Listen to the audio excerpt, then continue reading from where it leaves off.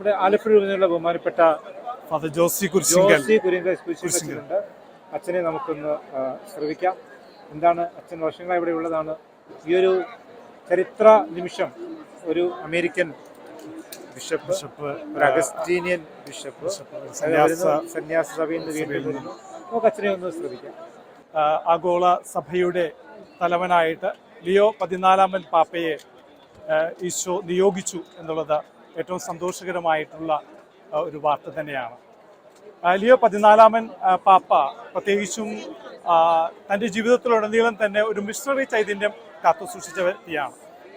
അതോടൊപ്പം തന്നെ തൻ്റെ സന്യാസ സഭയിൽ ഏൽപ്പിച്ച എല്ലാ ഉത്തരവാദിത്യങ്ങളും ഭംഗിയോടുകൂടെ നിർവഹിച്ചുകൊണ്ട് റോബർട്ട് പ്രവോസ്റ്റ് കാർഡിനൽ ഏറ്റവും ഉചിതമായ രീതിയിൽ ദൈവം പരമേൽപ്പിച്ചിട്ടുള്ള എല്ലാ ദൗത്യങ്ങളും നിർവഹിച്ച വ്യക്തിയാണ്.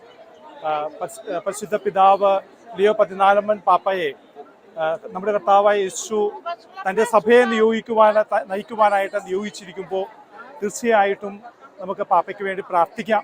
അതോടൊപ്പം തന്നെ ഈ ഒരു മിഷണറി ചൈതന്യത്തിലൂടെ ലോകം മുഴുവനും യേശുവിൻ്റെ ഏറ്റവും ഉചിതമായിട്ടുള്ള സാക്ഷിയായിട്ട് മാറുവാൻ പരിശുദ്ധ പിതാവ് ലിയോ 14 പാപ്പയ്ക്ക് സാധിക്കുമെന്നുള്ള കാര്യത്തിൽ തീർച്ചയാണ്. നമുക്ക് എല്ലാവർക്കും പാപ്പയ്ക്ക് വേണ്ടി പ്രാർത്ഥിക്കാം. ലിയോ 13 പാപ്പ സെയിന്റ് മൈക്കിളിന്റെ വിശുദ്ധ മിഖായൽമാരുള്ള പ്രാർത്ഥന ലോകത്തിന് വിടുതലിന്റെയും തിന്മയ്ക്കെതിരായ പോരാട്ടത്തിന്റെയും വലിയ മാതൃകയായി നൽകിയ ഒരു പാപ്പയാണ്.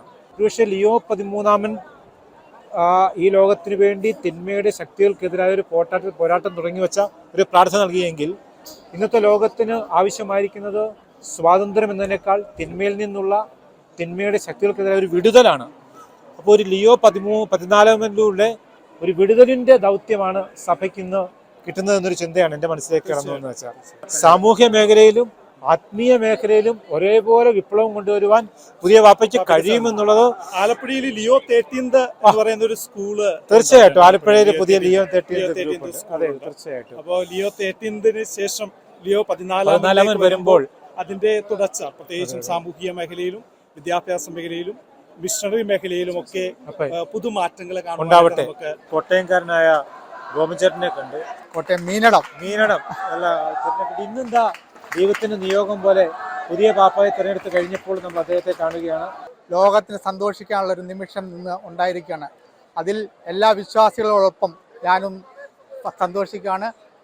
പ്രത്യേകിച്ച് നമ്മൾ ഇന്ത്യയിൽ ഒരു യുദ്ധമുഖത്തിൽ അഭിമുഖീകരിക്കുമ്പോൾ വിശ്വാസത്തിന് നമ്മുടെ ഒരു തീഷ്ണതയുടെ പ്രതീകമായിട്ട് മാർപ്പാപ്പായ പ്രവർത്തിക്കുവാനായിട്ട് ഇടവരുത്തട്ടെ എന്ന് ഈ അവസരത്തിൽ ഞാൻ പ്രാർത്ഥിക്കുന്നു. ഇറ്റലിയിൽ നിന്നുള്ള ഒരു സംഘം യുവജനങ്ങൾ വലിയ സന്തോഷത്തിലാണ് ഇവർ കടന്നു വരുന്നത്.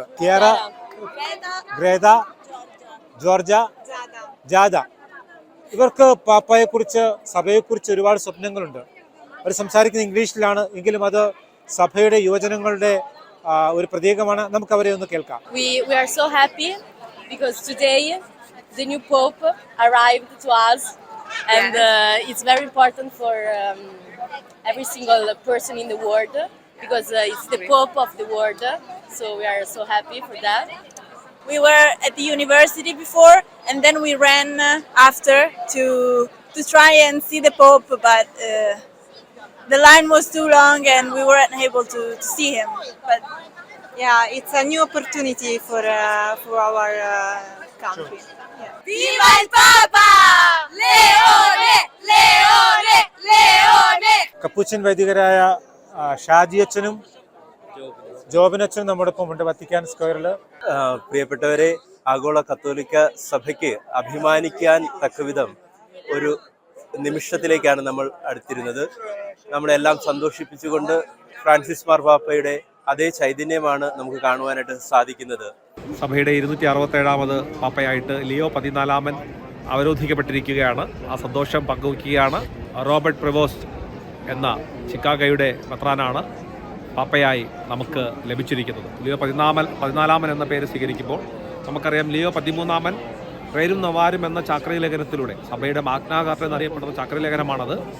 സഭയിൽ സാമൂഹിക നീതി, തൊഴിലാളി വർഗത്തിന് വേണ്ടിയിട്ടുള്ള നീതി, അങ്ങനെയൊക്കെയുള്ള വിഷയങ്ങളിൽ വളരെ ആധികാരികമായി സംസാരിച്ച ഒരു ചാക്രിക ലേഖനമാണ്. ലോകത്ത് ചലനമുണ്ടാക്കിയ ഒന്നാണ്. മുതലാളിത്തത്തിനെതിരെ അപ്പം അതുകൊണ്ട് തന്നെ സഭ ഒരു നവീകരണത്തിലേക്ക് പോയ, ഒരു ആധുനികതയിലേക്ക് മുഖം തുറന്ന ഒരു കാലഘട്ടമായിരുന്നത്.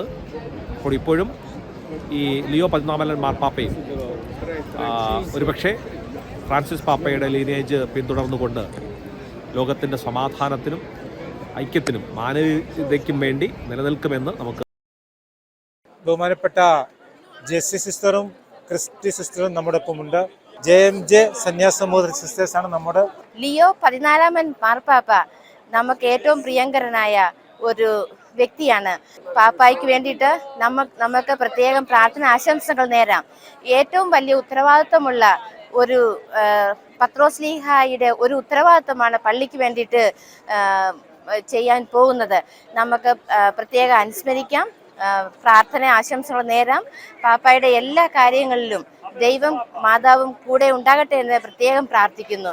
இன்னைக்கு நம்மளுடைய போப்பாண்டவருடைய பேர் நம்ம எல்லாருக்கும் அறிவிக்கிற நேரத்தில் இந்த ஸ்கொயரில் இருக்கிறது ஒரு புது அனுபவமாக இருந்துச்சு. ஆக்சுவலாக நாங்கள் 2 பேரும் ஸ்பிரிட் எங்களை லீட் பண்ண மாதிரி ஃபீல் பண்ணோம். ஏன்னா சும்மா ஒரு இதுவாக தான் வந்தோம். ஸோ அவர் நம்மளுக்கிட்ட இன்னைக்கு க்ரீட் பண்ணும்பொழுது சொன்ன மாதிரி அன்னை மரியாளுடைய கேரில் நம்மளை அவர் ஒப்பு கொடுத்தது மாதிரி எப்பவுமே நம்ம இருப்போம். அவருடைய அவர் நம்மளை வழி நடத்தும் போது நம்மளும் அவருடைய மார்க்கத்தில் நம்ம போவோம் அப்படிங்கிற ஒரு சந்தோஷமான ஒரு விஷயத்துக்கு இன்னைக்கு இங்கே இருக்கிறது ஒரு சந்தோஷமா இருக்கு. ശലോം ദേവിക്ക് വേണ്ടി വത്തിക്കാൻ സ്ക്വയറിൽ നിന്ന് ഫാദർ TJ ആന്റണി.